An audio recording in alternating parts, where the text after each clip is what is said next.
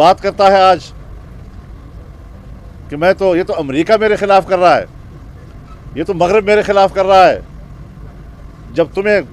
Trump نے دعوت ہی نہیں دی تھی، اپنے طور پر تم وہاں پر گئے اور تمہیں انہوں نے ملاقات بخشی صرف،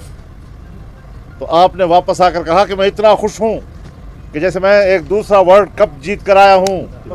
ٹرمپ کے ایک ملاقات پر اس قسم کی خوشیاں منانا اور جشن منانا، یہ اس کے ایجنٹ ہونے کی دلیل ہے، یہ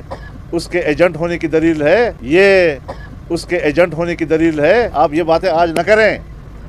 اینٹی امریکنزم، جمہوری راستے کے ساتھ دلیل کی بنیاد پر اگر پورے بر صغیر میں کسی نے پیدا کی ہے تو وہ جمعیت علماء اسلام۔ استعمار دشمنی،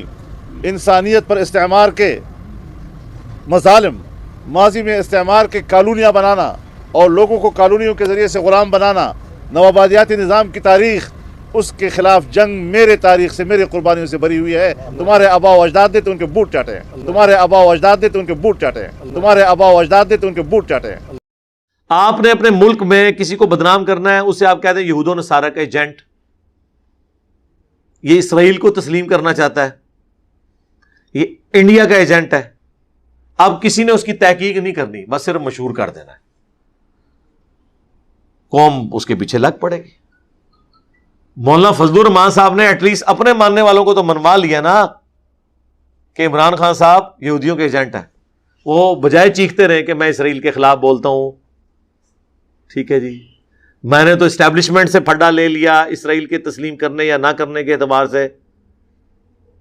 وہ قسمیں اٹھائیں بے شک، لیکن جتنے لوگوں تک بات پہنچ چکی ہے وہ تو انہیں یہودی ایجنٹ مانیں گے، تو کہیں گے تو ڈاکٹر سرار نے تو پہلے ہی بتا دیا تھا، ڈاکٹر سرار نے تو ویڈیو میں بتایا ہوا ہے عمران خان کے بارے میں، اس وقت 90s کے اندر جب ان کی شادی ہوئی تھی، وہ یہودیوں کی، وہ اس فیملی کے ساتھ ان کا جب تعلق بن گیا، حکیم سعید صاحب نے تو کتاب میں لکھ دیا، اب وہ تو عمران خان صاحب کو قبر تک ہانٹ کر رہا ہے، ٹھیک ہے، ان کے لیے خطرناک ہوا ہے وہ تو بس، لیکن وہ تحقیق کسی نے نہیں کرنی یار، کسی کی اسیسمنٹ تھی، جب تک آپ کے پاس پراپر ثبوت نہ ہو آپ کسی کے بارے میں کوئی رائے قائم نہ کریں۔ اس طرح آپ کسی مسلمان کلمہ گو اہل قبلہ کے اوپر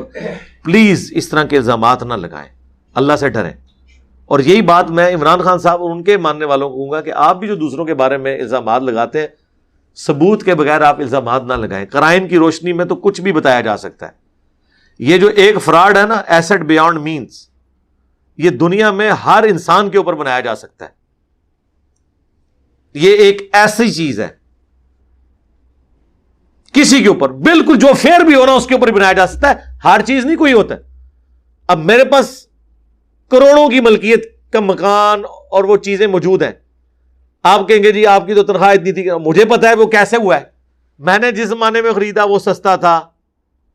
اس وقت میرے والد صاحب نے مجھے کچھ پیسے دیے، اس وقت زمین میں نے لی 35,000 روپیہ مرلہ، آج وہ 10 لاکھ روپے مرلہ ہے، چند سالوں کے اندر وہ بڑھ گیا ریٹ۔ اب مجھے کہنے جی آپ کی تو پوری زندگی کی تنخواہ اتنی نہیں بنتی جتنے کا مکان کے آپ مالک ہیں، تو اب میں وہ کہاں سے وہ ساری چیزیں بتاؤں گا؟ کچھ چیزیں تو ریٹرن میں ہوں گی۔